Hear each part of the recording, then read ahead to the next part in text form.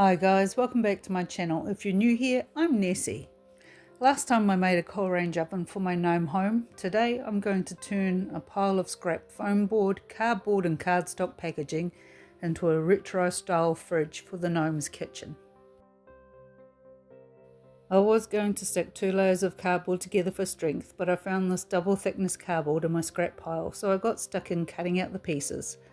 My fridge ends up being about 4¼ inches tall, so it's too short for 1/12 scale I think. But if you want the dimensions I used in this, just ask in the comments, I'd be happy to share. I'm cutting a front panel, one side panel and a pair of small rectangles with one corner cut off for the top and bottom. From the cardstock packaging, I'm cutting one big back piece that will wrap around the curve at the back of the fridge so it will fit in the curved corner of the kitchen.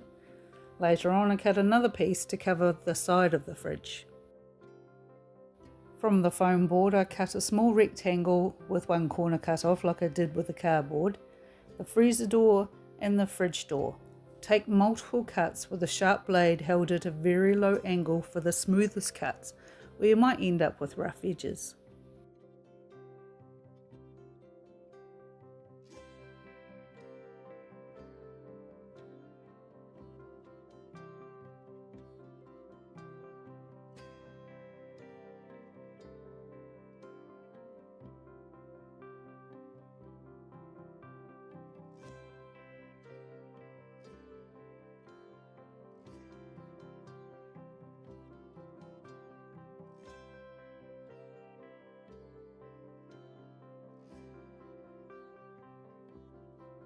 And don't forget to keep double checking your back panel so that it will fit around the curve from corner to corner. Here I'm just working the cardstock with my fingers, bending it little by little so it will curve easily when it comes time to glue it on.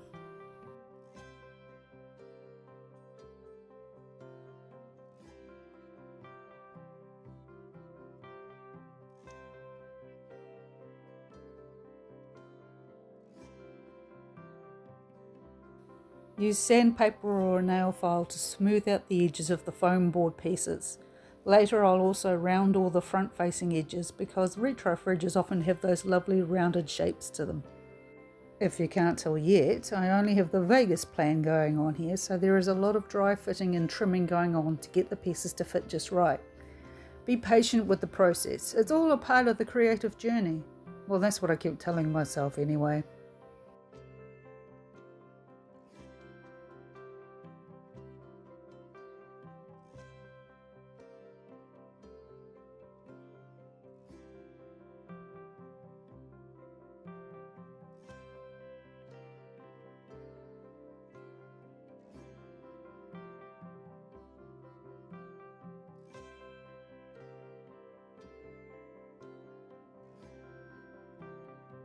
Don't forget, a full list of all the materials used in this video is in the description below. And while you're at it, check out the link to my Nessie Monster merch, where you can buy the cute designs I've created on stickers, t-shirts, mugs, phone cases and more.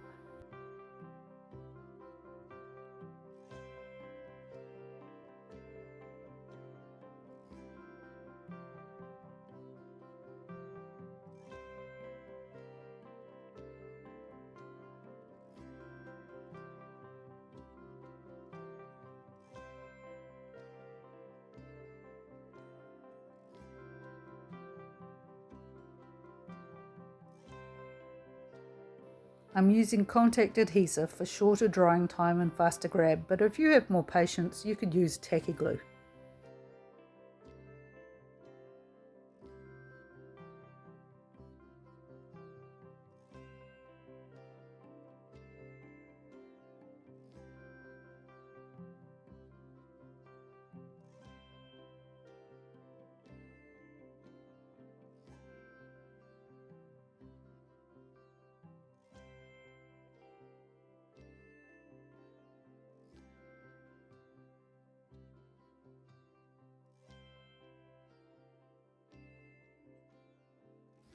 I've already spotted another part on the side panel that needs trimming once the glue has set.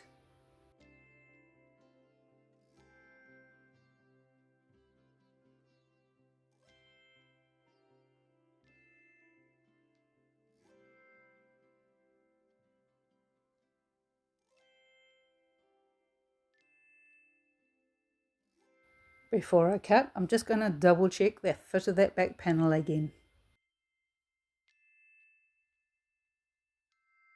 Yep, that'll fit.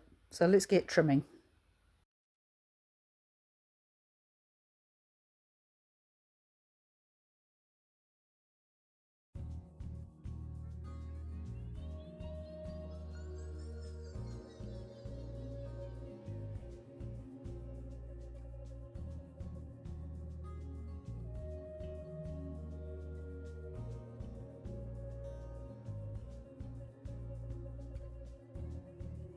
I'm going to glue down the back panel in 2 stages. First, gluing all the straight edges on one side. Attach the curved panel and leave it until the glue has grabbed hold.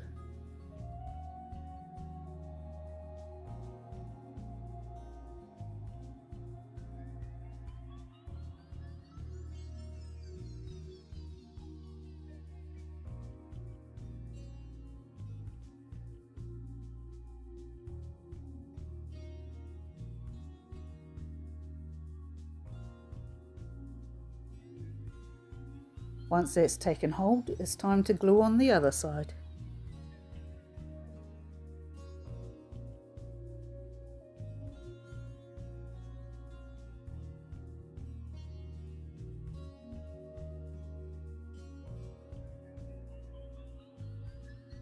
I used some rubber bands to hold it in place while the glue sets.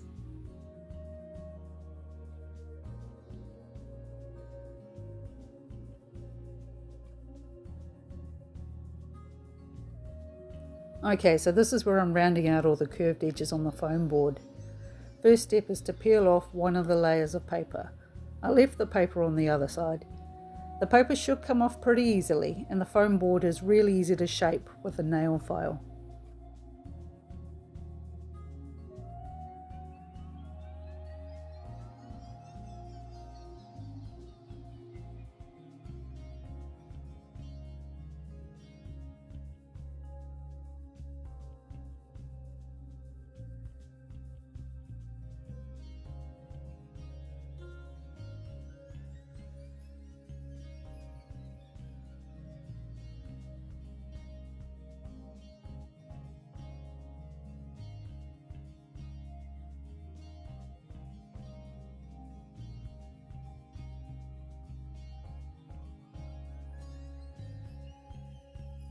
Remember to keep checking the fit of your pieces. It'll also help you to see if any spots need extra tweaking.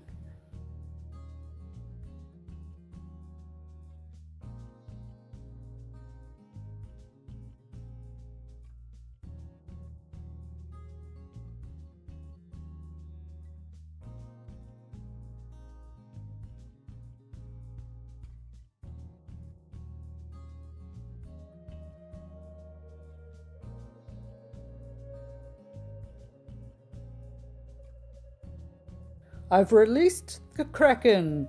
Just kidding. I've released the fridge from its bondage, and this is where I realised I needed the extra piece of cardstock for covering up the messy looking side panel. I probably only need half as much glue here. That sucker isn't going anywhere.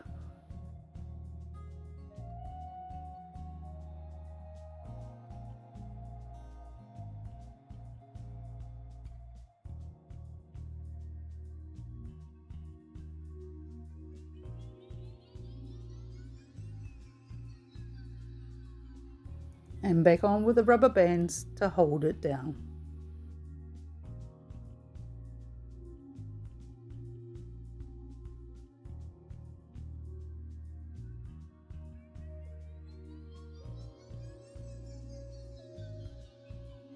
While I'm at it, I glue down the top piece of foam board, again with enough glue to trap an entire army.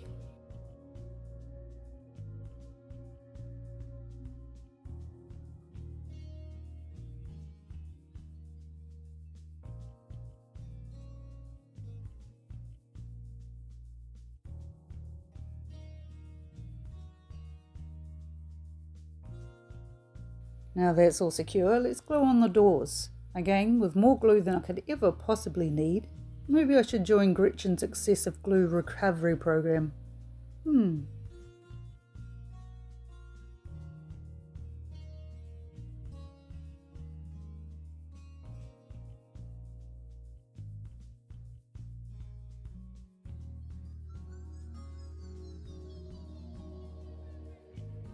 Give it a base coat all over with some gesso.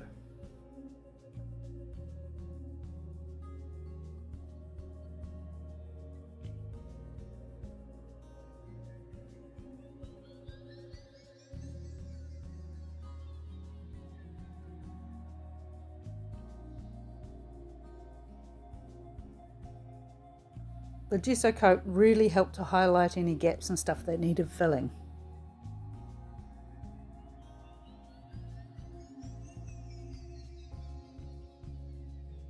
I used ordinary spackle, or what we call +4 here in New Zealand, to fill in any gaps and smooth out any rough surfaces.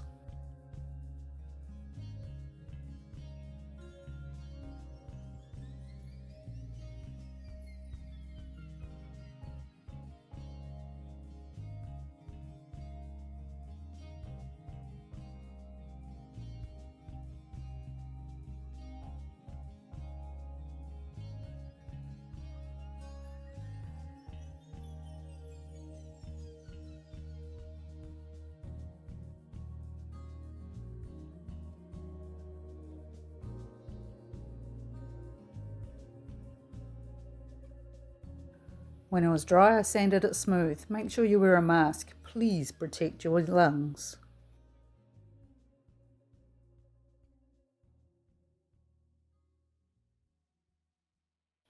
I then gave it another coat of gesso to help seal the spackled areas.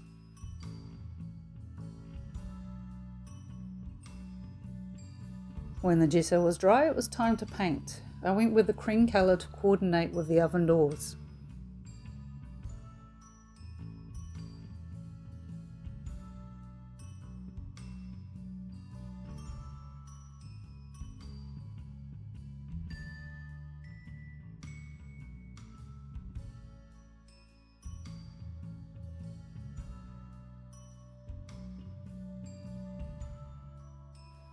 Using chalk pastels and a small hard bristled brush, I added shading around the fridge and freezer doors for added dimension.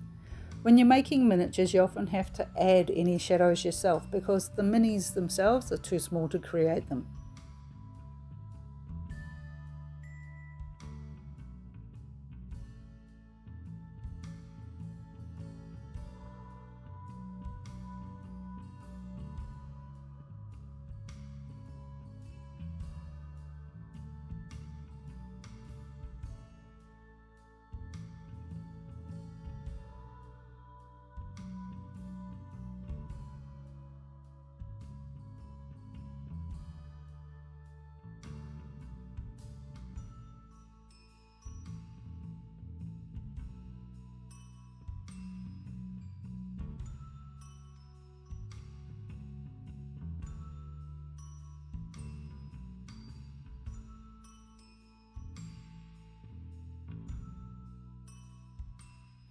I gave the fridge a couple of coats of Dimensional Magic for a glossy look.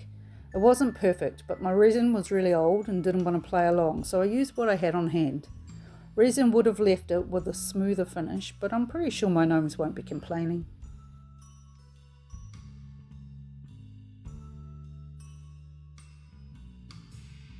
What family fridge is complete without random stuff stuck to it? So I'm playing with my watercolour paints and pen and ink to make some fridge magnets.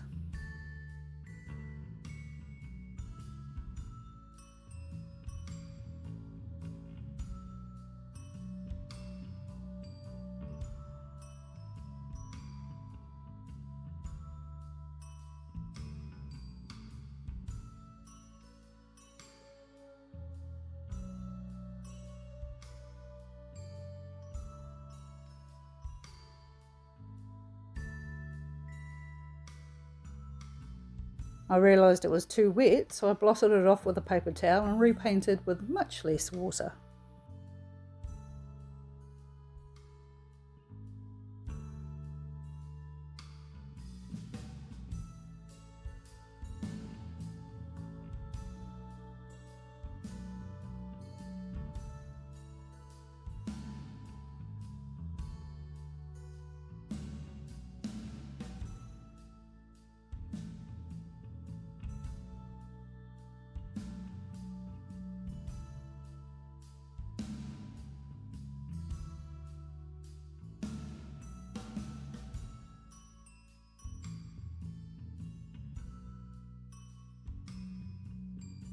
I'm just randomly doodling with a pen and ink, making rough approximations of people and flowers, etc.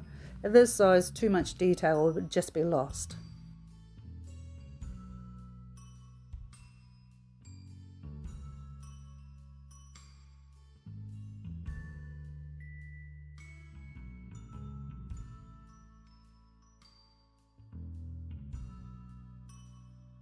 It was really thick cardstock, so I carefully took my time cutting it up.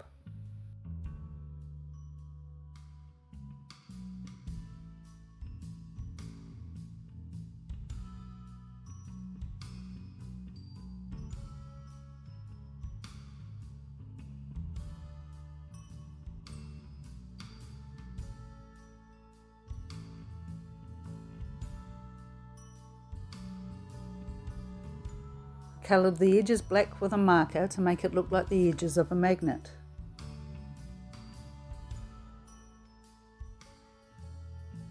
I tore a square off a corner of some scrap art paper and made a children's painting to Papa from his little boy Leaf.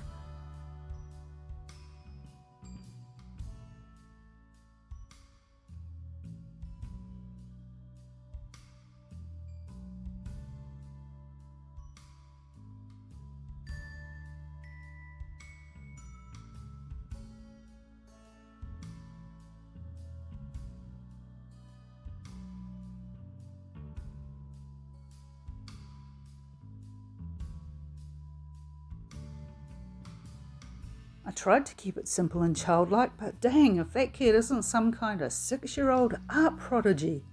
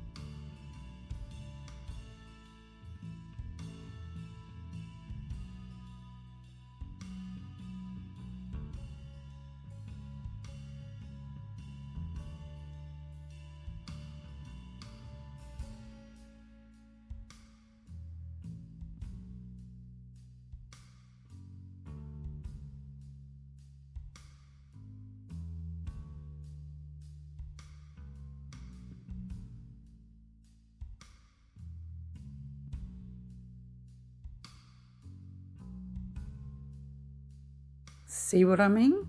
Masterpiece!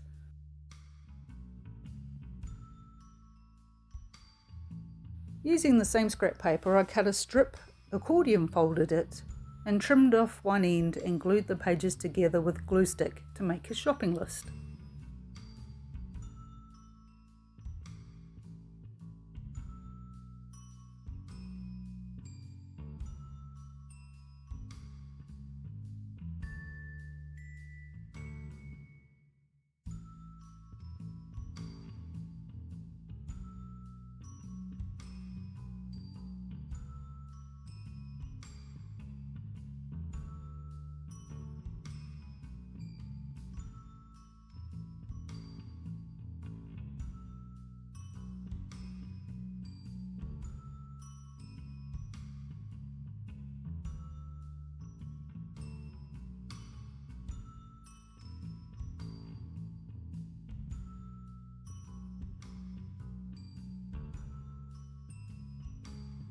I used a coffee stir stick to make the handles for the fridge, because how will you open it without the handles?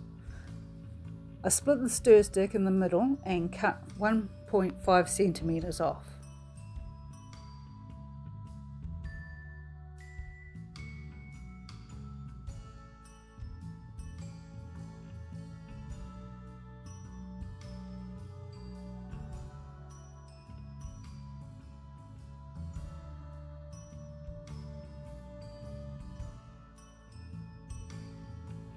I shaped the handles into elongated tear shapes by sanding them.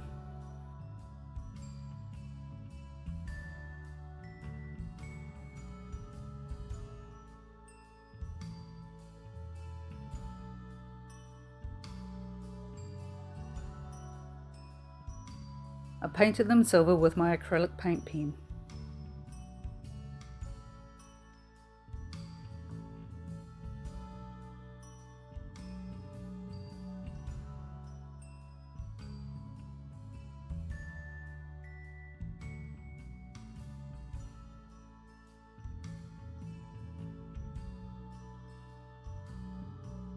I also cut and painted a couple of tiny squares because I thought the handles needed a little extra dimension.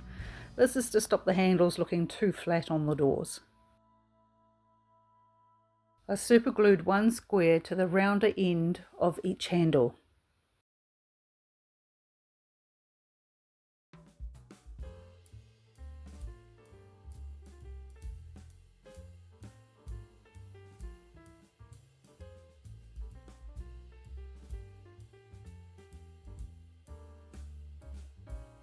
Then with a single drop of superglue, I glued the handles onto the doors. I placed them with the flat side up and the rounder end facing the edge of the door and the pointy end facing towards the middle. The little square underneath holds the handle up off the door.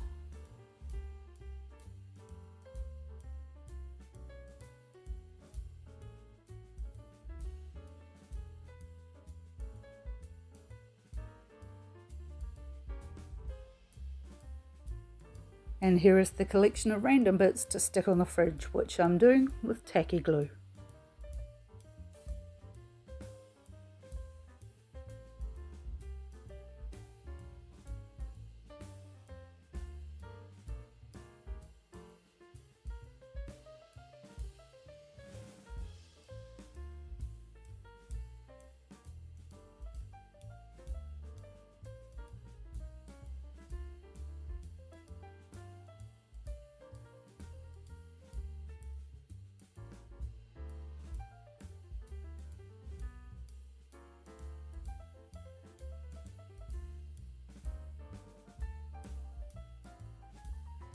I hope the gnomes like it. What do you think? Let me know in the comments below.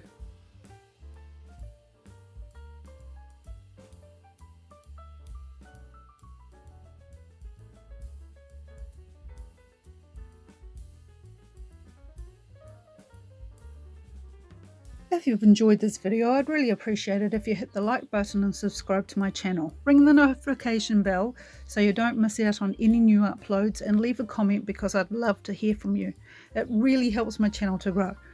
If you want to share your own crafty ideas and projects, join my Facebook page called Nessie Monster Crafts. And we have Fun Day Fridays where we can all show off our latest works in progress. If you can afford it, please consider buying me a coffee. Links for both my Facebook group and coffee account are in the description below. Thanks for watching, and I'll see you next time. Bye!